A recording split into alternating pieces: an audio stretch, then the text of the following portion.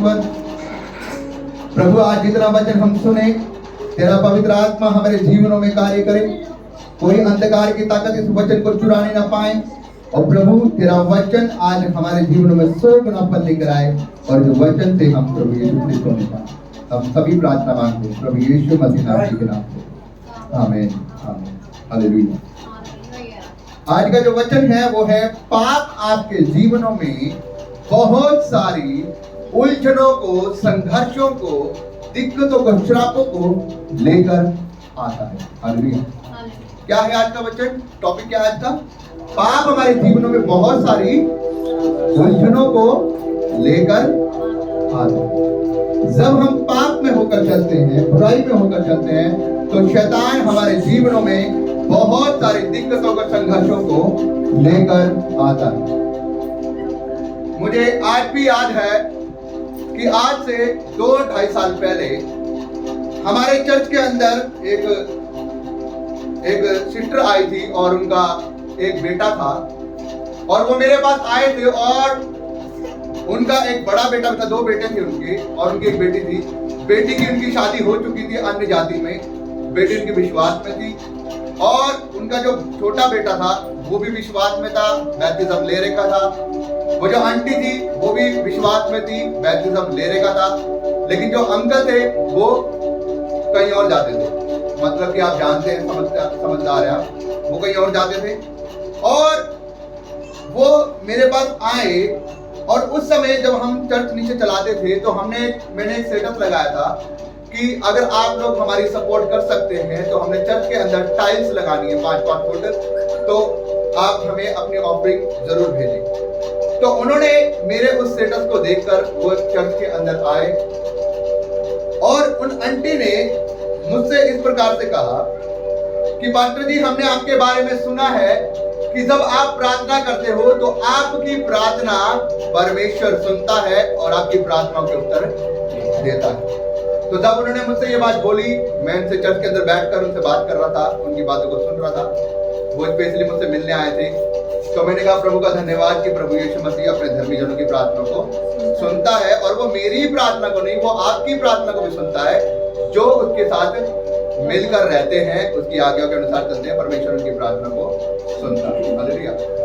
तो जब मैं उनसे बात कर रहा था तो उन्होंने मुझसे इस प्रकार से कहा कि ये जो मेरा छोटा बेटा है, ये बहुत अच्छी जगह पर जॉब करता है, और जहां ये जॉब करता है वहां पर एक लड़की भी इसके साथ में जॉब करती है, और ये काफी सालों से इकट्ठे जॉब कर रहे हैं। वो बहुत अच्छी है, वो लड़की बहुत सुंदर है, हमें पूरी फैमिली को अच्छी लगती है, हमें पसंद है, और हम चाहते हैं कि इन दोनों की शादी हो। ठीक है ना? अब ये बात आप ध्यान से सुनिएगा। अब उन्होंने बोला कि इन दोनों की शादी हो जाए, मेरा लड़का उससे बहुत प्यार करता है, हम परमेश्वर में हैं, हम मसीह में। मैंने कहा तो क्या वो लड़की विश्वास में है? उन्होंने कहा नहीं, वो लड़की विश्वास में नहीं है, वो लड़की नेपाल की, और वो लोग यहाँ पर आके रह रहे हैं दिल्ली में। मैंने कहा अच्छा, तो मैंने फिर क्या करना है, फिर आप मुझे बताएं। तो उन्होंने कहा कि पास्टर जी, जिस प्रकार से परमेश्वर आपकी प्रार्थना को सुनता है, आप प्लीज मेरे बेटे के लिए प्रार्थना करें कि इसकी शादी उस लड़की से हो। तो मैंने कहा वो लड़की वाले क्या कहते हैं? उन्होंने कहा कि वो मेरे लड़के को पसंद नहीं करता, मतलब वो शादी नहीं करना चाहता। और वो लड़का, मैं आपको रियल की बात बताऊं, बहुत सुंदर था, बहुत सुंदर था। पंजाबी लोग थे वो लोग, बहुत सुंदर था वो लड़का, बिल्कुल मॉडल था। लेकिन मैं आपको ये बात बताना चाहता हूँ, वो लोग मुझे ये कहते कि पास्टर जी आप प्रार्थना करें कि परमेश्वर इन दोनों की शादी करा दे, और वो ये मुझे साथ में ये कह रहे कि पास्टर जी आप जो बोलेंगे हम करेंगे। वो लड़का मुझे बोलने लगा, पास्टर जी आप जो बोलेंगे मुझे बाइबल से, मैं वो वचन पढ़ूंगा। बाइबल उसने ऐसे बोल दिया, कह रहा जो वचन बोलोगे ना मैं वो पढ़ना शुरू कर दूंगा। मैं दिन में 3 बारी प्रार्थना करता हूँ, मैं उपवास भी रखता हूँ, मैं ये भी करता हूँ, वो भी करता हूँ। वो मुझे ऐसे करने लगा, और कुर्सी पे बैठे बैठा एकदम से नीचे उतर कर मेरे उसने पैर पकड़ लिए, और मुझे पैर पकड़ के कह रहा है कि पास्टर जी मैं मर जाऊंगा, प्लीज मेरी उससे शादी करो। और लास्ट में उस बंदे का स्टेटमेंट था, पास्टर जी मैंने आपका स्टेटस देखा, आपके जो चर्च में आपने टाइल लगवाने इसमें कितना खर्चा होगा? मैंने टाइल वगैरह लगा कर सारा 30-35 हजार रुपये होगा। उसने कहा भले ही 50,000 रुपया हो वो मैं दूंगा, बस आप मेरे लड़की से शादी करवा दे, आप मेरी ऐसी प्रार्थना करिए। मैं करा, अरे बाप रे क्या सिस्टम है। मैं परमेश्वर से मन ही मन में प्रार्थना करूँ। मैंने तो कहा ठीक है मैं प्रार्थना करूँगा, मैं प्रार्थना करूँगा। परमेश्वर आपकी प्रार्थना को सुनना होगा तो वो सुनेगा। देखो मैं परमेश्वर के हाथ में नहीं पढ़ूंगा, क्योंकि बाइबल में लिखा है परमेश्वर के हाथ में पढ़ना बहुत ही भयानक है। तो ऐसा नहीं कि मैं आपके चक्कर में मैं परमेश्वर के हाथ में पड़ जाऊं और मैं परमेश्वर के विरोध जाके काम करूं, तो मैं ऐसा काम नहीं कर सकता। उन्होंने मेरे हाथ में उसी समय ना ऑफरिंग रख के, पास्टर जी प्लीज प्रार्थना कीजिए। मैं उनको ये सोच रहा कि चलो मैं बाद में प्रार्थना करूंगा, क्योंकि मैं बाद में परमेश्वर से अपनी प्रार्थना करता कि प्रभु अगर तेरी मर्जी है तो तू कर, नहीं तो ना कर। तो उन्होंने मेरे हाथ में ऑफरिंग रखी, उन्होंने कहा कि पास्टर जी प्लीज करें। मैंने आप ये संडे को आइएगा, चल संडे पे डाल दीजिएगा, आप चल ऑफरिंग में डाल दीजिए। उन्होंने कहा नहीं पास्टर जी हम संडे को नहीं आ पाएंगे, जो हमारे पापा है ना वो हमें चर्च में नहीं आने देते। मैंने अच्छा ये चक्कर भी है। तो फिर मैंने उनके लिए प्रार्थना करी और मैंने सीधे सिंपल वर्ड में परमेश्वर से यही प्रार्थना करी, प्रभु यीशु तूने कहा है जो अन्य जातियों में शादी करता है मसीह धर्मी जन होकर उसके जीवनों में श्राप आते हैं। प्रभु यीशु तू इनके मनों को जांचने वाला परमेश्वर, लेकिन प्रभु मैं अपने आप को बीच में ना डालते हुए प्रभु मैं तुझसे ये प्रार्थना करता हूं अगर तेरी मर्जी है तो हो, अगर तेरी मर्जी नहीं है तो प्रभु ना। ये प्रार्थना करके मैंने आमीन बोला और वो मेरे फिर जाते जाते मुझसे रिक्वेस्ट करके गया, पास्टर जी प्लीज प्रार्थना करते रहिएगा, पास्टर जी आप टाइल की चिंता मत कीजिएगा मैं करवाऊंगा। मैं कहा ठीक है ठीक, परमेश्वर आपको। वो चले गए। एक दिन फिर आए हुए थे, लेकिन मैं आपको यहाँ पर यह बात बताने की कोशिश कर रहा हूँ। यहाँ पर आज का जो हमारा टॉपिक है, जब हम पाप अपने जीवन में लेकर आते हैं, जब हम पाप के अनुसार चलते हैं, तो पाप हमें क्या करता है, बहुत सारी उलझनों में डाल कर। मेरे भाइयों बहनों, आज जब हम उस जीवन में चल रहे थे, वो जो लोग चल रहे हैं, जो आज उनके जीवन में जो उनका लड़का काम कर रहा है, उनके उस समय में आज वो पता है वो मसीह में भी नहीं है। वो लोग आज मैंने पता किया वो लोग मसीह में, जो उनका जो बड़ा लड़का ना, आंटी बता रही है कि उनके लड़के का भी तलाक हो चुका है, वो नशे में पड़ गया इस रात में, और वो लड़का भी अब मसीह में से और वो आंटी भी मसीह में से हट चुके हैं। और जो उनकी लड़की की जो शादी हुई है वो अन्य जाति में उन्होंने करी है मसीह लोग होकर, लेकिन वो लड़की भी अब क्या है, बहुत ज्यादा दिक्कत में, परेशानी में, क्योंकि वो आंटी मुझे कहती कि मेरी लड़की के लिए भी प्रार्थना कर। तो मैं आपको ये बताने की कोशिश कर रहा हूं, आज उनके जीवन में जो संघर्ष हो रही है, जो उलझने हो रही है, उसका कारण क्या है कि वो लोग क्या है, पाप में चल रहे। बाइबल इस प्रकार से बताती है, अगर आप पहला राजा उसका 13 अध्याय में पढ़ें तो परमेश्वर ने अपने एक दास को, एक भविष्यद्वक्ता को उसने कहा कि तू यहूदा के राजा के पास जा। एक जवान भविष्यद्वक्ता को उसने कहा कि तू यहूदा के राजा के पास जा और उसको जाकर मेरा सुसमाचार, ध्यान से सुनेंगे, इधर आगे सुनेंगे प्लीज, मैं ज्यादा टाइम नहीं दूंगा। उसने कहा तू यहूदा के राजा के पास जा और उसको जाकर मेरा सुसमाचार प्रचार कर, और जब तू उसको जाकर मेरा सुसमाचार प्रचार करेगा तो तू जिस रास्ते से जाएगा उस रास्ते से वापस मत आना, और ना ही तू रास्ते में कुछ खाना ना ही कुछ पीना, सीधा अपने घर आना और अपने घर पर आकर खाना, ठीक है।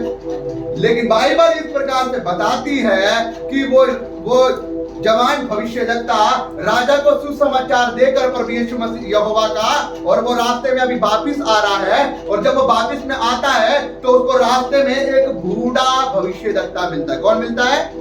बुजुर्ग भविष्यद्वक्ता, बूढ़ा। और वो से कहता है कि आजा तू मेरे साथ मेरे घर में चल और कुछ खा पी ले, उसके बाद रास्ते में फिर तू अपने घर चला दी।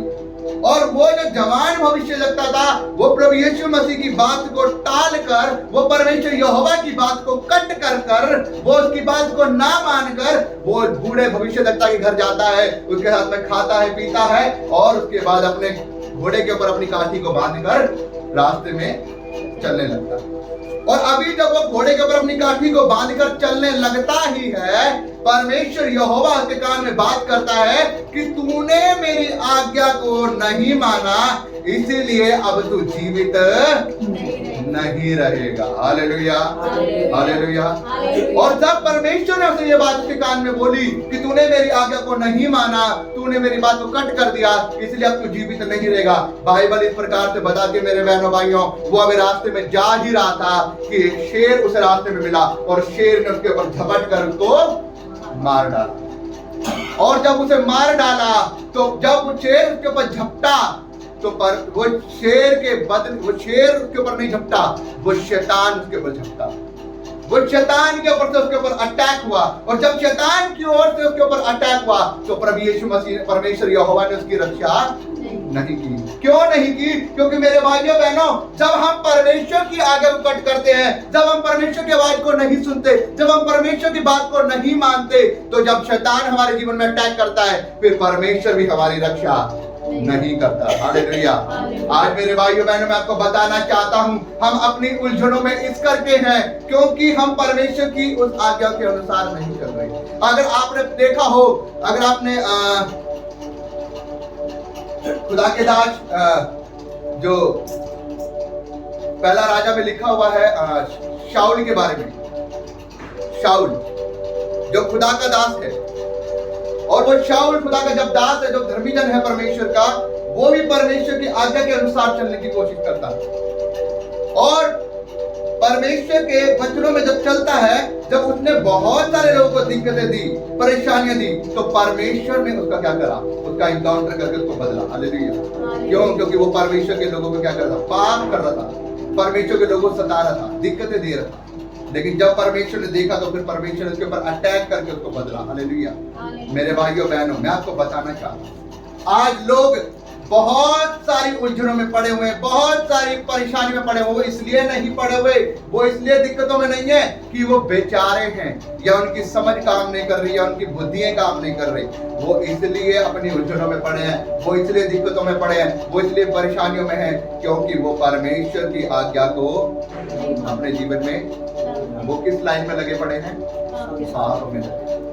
इसलिए मेरे भाइयों बहनों, जब हम पाप में होकर चलते हैं, जब हम बुराइयों में होकर चलते हैं, जब हम परमेश्वर के आगे को तुच्छ चलते हैं, परमेश्वर हमारी जिंदगी में बहुत सारी उलझनों को लेकर आता है, और उलझनों के अनुसार हम अपने परमेश्वर की आज्ञाओं से भटक जाते हैं। क्यों? क्योंकि हम पाप को अपने जीवन में लेकर आते हैं। जब हम पाप के अनुसार नहीं चलेंगे तो हम परमेश्वर के साथ रिश्ता कायम कर पाएंगे, हम परमेश्वर की आवाज को सुन पाएंगे, हम जान पाएंगे कि कौन सा रास्ता हमारे लिए सही है, कौन सा रास्ता हमारे लिए सही नहीं है। अगर हम पाप में होकर चलेंगे तो हम अपने रास्तों से भटक जाएंगे। हालेलुया। जब हम प्रभु यीशु मसीह की इच्छा को हम जानते हैं, और जब हम प्रभु यीशु मसीह की इच्छा के अनुसार हम चलने की कोशिश करते हैं, तो परमेश्वर हमें सिखाता है अपनी पवित्र आत्मा के द्वारा। क्योंकि बाइबल में इस प्रकार से लिखा है, जब तुम मेरी आज्ञा के अनुसार चलते हो, नीति वचन उसका 3 उसकी 6 में लिखा है कि उसी को स्मरण करके सब काम कर, तब वो तेरे लिए सीधा मार्ग तैयार करेगा। किसको स्मरण करके? परमेश्वर को स्मरण करके सब काम कर, और वो तेरे लिए सीधा मार्ग तैयार करेगा। कब सीधा मार्ग तैयार करेंगे? जब हम किसको स्मरण करके काम करेंगे? परमेश्वर। इसका मतलब यह है कि हम पाप वाले जीवन ना जिए, हम बुराई वाला जीवन ना जिए, हम वो संघर्ष वाला जीवन ना जिए, हम उन उलझनों में ना पड़े जिसमें हम पढ़ना चाहते हैं। और हम उलझनों में तब पढ़ रहे हैं जब हम परमेश्वर की आज्ञा को तुच्छ समझ रहे हैं। हालेलुया। जैसे कि वो लोग जो अपने जीवन में संघर्ष को लेकर आ चुके हैं, आज बहुत सारे मेरे भाई बहन ऐसे कर रहे हैं, जो जवान लड़के लड़के वो पाप में फंसे पड़े हैं, बुराइयों में फंसे पड़े हैं। आज बहुत सारे यंग लोग हैं जो परमेश्वर के आगे को छोड़कर वो अन्य देवी देवताओं के पीछे लगे पड़े हैं, वो मूर्ति पूजनों में लगे पड़े हैं, वो अन्य चीजों में ऐसे लगे पड़े हैं। आज बहुत सारे लोग नशों में लगे पड़े हैं। आज बहुत सारे लोग परमेश्वर को छोड़कर अपने कामों में व्यस्त हैं। उनको परमेश्वर के बारे में नहीं सोचना, उनको अपनी चीजों के बारे में सोचना। जबकि परमेश्वर क्या कह रहा है? परमेश्वर कह रहा है, फिर आपको पता नहीं होता कि हमें किस प्रकार के रास्ते पे चलना है, हमें किस प्रकार के कामों को करना है। क्यों? क्योंकि हम उलझनों के अंदर पड़े हुए, हमारी बुद्धि बंद हो जाती है, हमारी समझ बंद हो जाती है, शैतान हमें भटका देता है। हालेलुया। और जब शैतान हमें भटकाता है हमारा दिमाग काम नहीं करता। हालेलुया। तो मेरे भाइयों बहनों, हमें किस प्रकार की जिंदगी को जीना है? हमें उस प्रकार से जीवन को जीना है कि हम परमेश्वर की इच्छा को अपने जीवनों में देख लें। जब हम परमेश्वर की आत्मा के अनुसार चलेंगे, जब हम परमेश्वर के रिलेशन को बनाएंगे, जब हम परमेश्वर के मर्जी को अपने जीवन में देखने पाएंगे, तब परमेश्वर का आत्मा हमें पापों से दूर करेगा और हम पवित्र आत्मा की सामर्थ में भरते जाएंगे और खुदावन का आत्मा हमारे जीवनों में काम करेगा और वो हमें उलझनों से बाहर निकालकर हमारे कामों को ब्लेस करना शुरू करता है। हालेलुया। वो हमारे कामों को ब्लेस करना शुरू करता है। फिर हम देखते हैं कि हमारे काम ब्लेस हो रहे हैं, हमारी बरकतें ब्लेस हो रही है, हमारा परिवार ब्लेस हो रहा है, हमारे जीवनों में बड़ी आशीषें आ रही है। वो कब आती है? जब हम परमेश्वर के अनुसार चलना शुरू करते हैं। तो मेरे भाइयों बहनों, बाइबल हमें इस प्रकार से बता रही है, जिस प्रकार से नीति वचन हमें कह रहा है 3:6 कि तू क्या कर, उसी को स्मरण करके। इसका मतलब परमेश्वर को हमें याद करके सारे कामों को करना है। हमें परमेश्वर को स्मरण करके सब काम करना है, तब वो हमारे लिए सीधा मार्ग तैयार करेगा। नहीं तो अगर हम परमेश्वर को स्मरण करके काम नहीं करेंगे तो क्या होगा? हमारे सारे मार्ग और टेढ़े मेढ़े के मार्ग क्या होते हैं कि हम भटक गए। हमें पता ही नहीं, बुद्धि नहीं काम कर रही, हम कौन सा रास्ता काम कर रहे हैं। हमें पता नहीं हमें क्या करना है, हमें पता नहीं हमें क्या फैसला लेना है। हालेलुया। खुदा के दास अंकुरुल्लाह जी इस प्रकार से बता रहे थे कि मैं जलंधर के अंदर था और मेरे पास एक लड़का लड़की जो दक्षिण अफ्रीका में रहते थे, लेकिन वो दक्षिण अफ्रीका के लोग जलंधर में आके पढ़ाई कर रहे थे और वो मुझसे ये पूछ रहे थे, मेरे से मिलने आए लड़की और लड़का, और मैंने उनसे ये पूछा कि तुम यहाँ पर रह रहे हो जलंधर में, तुम कौन सी पढ़ाई कर रहे हो? मैंने लड़के से पूछा और उस लड़के ने जो पढ़ाई बताई और फिर पास्टर जी ने पूछा तुम आगे क्या करना चाहते हो? तो उस लड़के ने जो बताया वो बहुत उलझन में था। खुदा के दास वहां पर इस प्रकार से बता रहे हैं कि उस लड़के ने जो मुझे पढ़ाई बताई कि मैं ये पढ़ाई कर रहा हूँ और जो आगे मैंने करना है वो उस पढ़ाई से बिल्कुल भी मेल नहीं खा रहा था। इसका मतलब वो क्या था? वो उलझन में पड़ा हुआ था। उसको ये नहीं पता कि मुझे किस रास्ते पे जाना है और आगे कहाँ जाना है। तब खुदा के दास ने उस साथ में जो लड़की से पूछा कि इसका क्या है, तो सेम वो लड़की उस लड़के की तरह वो भी उलझन में थी। तब खुदा के दास ने उनसे पूछा कि तुम दोनों का आपस में रिलेशन क्या है? तब उन्होंने हंसते हुए बोला कि हम दोनों आपस में बॉयफ्रेंड गर्लफ्रेंड। हालेलुया। तभी खुदा के दास ने बोला कि इसीलिए ये बॉयफ्रेंड गर्लफ्रेंड है, इसीलिए यह क्या है? उलझनों में पड़े हुए, इनको नहीं पता कि इनको आगे क्या करना है और आगे कहां जाना है, इनके लिए सही रास्ता क्या है और आगे इनको किस मंजिल पे पहुंचना। हालेलुया। मेरे भाइयों बहनों, मैं आपको यही बात बताने की कोशिश कर रहा हूं कि जब हम पाप के अंदर होंगे तो शैतान हमें क्या करेगा? हमें उलझनों में डाल देगा और हमें नहीं पता कि हमें कौन सा रास्ता चुनना है और कौन सा रास्ता नहीं, हमें किस रास्ते पे जाना है। जब आज हम पाप करते हैं, हम बुराई करते हैं, बाइबल में लिखा है कि दो प्रकार के रास्ते हैं, एक सकरा है रास्ता और एक है खुला वो मार्ग, है ना। जो खुले रास्ते पे चलेंगे उस पे कोई रूल नहीं फॉलो करना, जैसे मर्जी चलना है, जैसे मर्जी शराब पियो, पाप करो, बुराई करो, घृणा भरी, जो मर्जी करना है एंजॉय करो, सब प्रकार के पाप कर सकते हैं। और एक सकरा है वो रास्ता जो स्वर्ग के राज्य को जाता है और खुला रास्ता सीधा नरक की ओर को जाता है ना। और प्रभु यीशु मसीह का वचन इस प्रकार से बताता है, जिसको अपनी जिंदगी पूरी ऐशो आराम से जीनी है, वो आज कौन से रास्ते पे चल रहे दुनिया? चौड़े रास्ते पे, है ना, क्योंकि वो सीधा नरक की आगे था। लेकिन जो टेढ़ा मेढ़ा रास्ता है, जिसमें थोड़ा सा दुख है, तकलीफ है, परेशानी है, वो स्वर्ग के रास्ते की ओर जा रहा है। वो उसके अंदर दुख तकलीफ इसलिए है क्योंकि उसके अंदर थोड़े रूलों को फॉलो करना है, पवित्रताई से चलना है, मूर्ति पूजन नहीं करना है, नशा नहीं करना है, पाप नहीं करना है, चोरी नहीं करना है, व्यभिचार नहीं करना है, लड़कीबाजी नहीं करनी है, अपने बड़ों का आदर करना है, परमेश्वर की आज्ञा के अनुसार चलना है, उपवास करने हैं, प्रार्थना करने हैं, अंत के समय तक धीरज थाम के रखना है, दुख आए, तकलीफ आए, परेशानी आए, परमेश्वर में अड़े रहना है, खड़े रहना है, और जो विश्वास में बने रहेगा वही उस रास्ते को पार कर पाएगा। लेकिन आज लोग, शैतान क्या कर रहा है? लोगों ने सबकी आंखों पर पट्टी बांध दी और वो सब क्या कर रहे हैं? कौन से रास्ते की ओर जा रहे हैं? खुले रास्ते की ओर, चौड़े रास्ते की ओर चली जा रहे हैं, नहीं पता कौन सा रास्ते की ओर जाना है। बंद कर चुका है शैतान बिल्कुल दिमाग। अगर आज संडे को चर्च जाना होता ना, पहले ही बोल देगा भाई साहब आज संडे को चर्च में चाहिए। उसी प्रकार से मैं खुदा के दास की बात सुन रहा था, लिखा एक गड्ढा था और गड्ढे में लड़का संडे का दिन था, चर्च जा रहा था और वो गड्ढे के अंदर गिर गया, उसके कपड़े गंदे हो गए। वो क्या कर रहा है कि अब तो मैं गंदा हो गया, क्या करता हूँ वापस घर जाकर कपड़े चेंज करके आता हूँ। और जब वो घर पे जाता है वापस कपड़े चेंज करके आता है और वो सोचता है अब मैंने कपड़े चेंज कर लिया, मैं जा तो रहा हूँ भवन में, लेकिन क्या करूँ अपनी माँ को भी साथ ले लूं। और लिखा है जब वो साथ में अपनी माँ को लेने जाओ, वो जा रहे होते हैं साथ में, तो फिर से वो गड्ढा आता है, वो फिर से उस गड्ढे में अंधेरा होता है वहां पर, और वो अंधेरा नहीं होता, वो क्या होता है, वो 2 सीख वाला भाई साहब उसकी ओर से होता है। और वो फिर दोनों जने गड्ढे में गिरते हैं। वो जब दोनों जने गड्ढे में गिरते हैं तब फिर उनके कपड़े गंदे होते हैं। अब फिर वो क्या कहते हैं कि हम घर पे जाके कपड़े चेंज करके, और जब वो फिर से दोनों जने घर पे जाते हैं कपड़े चेंज करने जाते हैं, जब वो कपड़े चेंज करने जाते हैं कि अभी हमारा छोटा लड़का भी, उसको भी साथ में ले चलते हैं। और अब वो तीनों जने जा रहे हैं, अब घर में खाली बाप रह गया। तो वो जब फिर जाते हैं तो अब की बार शैतान ने क्या बोलता है कि मेरे बाप तुम यहाँ से अपने चर्च, क्योंकि अगर आप मैं फिर इन्हें गड्ढे में गिरते तो बाप रह गया, बाप को भी ले आएंगे, उसका भी उद्धार हो जाएगा। Hallelujah, hallelujah, hallelujah.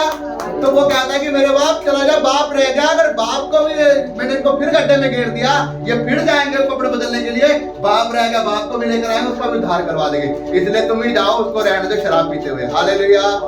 तो शैतान ने आज लोगों की बुद्धियां क्या कर रखी है, बंद कर। वो नहीं चाहता कि लोग चर्च में जाएं, लोग परमेश्वर के वचन को सुने, उसकी आज्ञा को सुने, उसकी आज्ञा के अनुसार चलें और उद्धार को पाएं। वो ये चाहता है कि लोग आज भटकते रहे, संघर्ष करते रहे, वो उलझनों में फंसे रहे। लेकिन मेरे भाइयों बहनों, परमेश्वर आपको उलझनों से निकालना चाहता है। वो चाहता है कि आप अपनी जिंदगी में संघर्ष ना करो, वो चाहता है आप अपनी जिंदगी में ट्रैवल ना करो, वो चाहता है, इसलिए उसने आवाज मार के कहा है, हे थके और बहुत से दबे लोगों मेरे पास आओ, मैं तुम्हें विश्राम दूंगा। हालेलुया।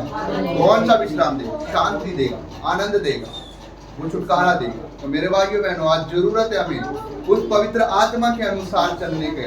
जब हम परमेश्वर के साथ समय बिताएंगे, पवित्रता वाला समय बिताएंगे, परमेश्वर हमें आराम देगा, विश्राम देगा। जब हम पवित्र आत्मा के साथ रिलेशन बनाएंगे, परमेश्वर हमें बताएगा, फिर उन उलझनों से बाहर निकाल के, तुझे ये काम करना है, तुझे इस रास्ते पे चलना है, तुझे ये काम सही है, तू इस काम में ब्लेस होगा, इस काम में तू तरक्की करेगा। वो फिर बताएगा। क्यों बताएगा? क्योंकि परमेश्वर ने कहा जब मेरा आत्मा तुम पर आएगा तो वो तुम्हें बताएगा कि तुम्हें किस प्रकार से चलना है। हालेलुया। कह रहा है मैं जाऊंगा और अपने पिता से दुहार करूंगा कि वो तुम्हें क्या दे, सत्य का आत्मा दे, जो तुम्हें बताएगा कि तुम्हें किस प्रकार से चलना है, किस प्रकार से रास्तों में चलना है, क्या सही है और क्या बुरा है। हालेलुया। इसलिए मेरे भाइयों बहनों, जब हम परमेश्वर से प्रार्थना करते हैं, परमेश्वर की हजूरी में भी चलते हैं, जब हम कोई पाप करने लगते हैं, सबसे पहली बात क्या आती है? ये काम कौन सी आत्मा होती है? वो पवित्र आत्मा होती है, हमें बताती है कि ये काम मत करिए, ये पाप है। क्यों? क्योंकि वो बताता है कि उलझन में मत पड़ जाइयो, ये काम गलत है, इस रास्ते में नहीं, तुम्हें ये काम करना है, इस चीज से दूर भाग, क्योंकि ये पाप है। अगर तू इस काम को करेगा तो उलझनों में पड़ जाएगा, ये शैतान की ओर से। तो मेरे भाइयों बहनों, हमें पवित्र आत्मा के अनुसार, हमें परमेश्वर के अनुसार, ताकि हम उलझनों में ना पड़े, हम परमेश्वर के अनुसार। हालेलुया। तो मैं विश्वास करता हूँ ये वचन आपको समझ में आता है और आप इस वचन के अनुसार चलना शुरू करेंगे। आइए मेरे साथ में पीछे पीछे प्रार्थना करेंगे, बोलेंगे परमेश्वर, मेरे जीवित सामर्थी परमेश्वर, आज मैंने जितना वचन सुना मेरे जीवनों में सुख न फल लेकर आए, और आज जब ये वचन मेरे जीवनों में आया है तो प्रभु यीशु ये वचन मेरे हड्डियों में, मेरी अतड़ियों में प्रभु यीशु पहुंचाया जाए, और प्रभु मैं से दौड़ते भी पढ़ सकूं, मैं से दौड़ते भी बोल सकूं, और प्रभु मैं इसके अनुसार अपने जीवन को चला सकूं, और प्रभु मेरे द्वारा ये वचन बहुतों के जीवन में जाए और बहुतों को धर्मी जन बना दे। हम ये सारी प्रार्थना मांगते हैं प्रभु यीशु मसीह के नाम, सब जन बोलेंगे आमीन।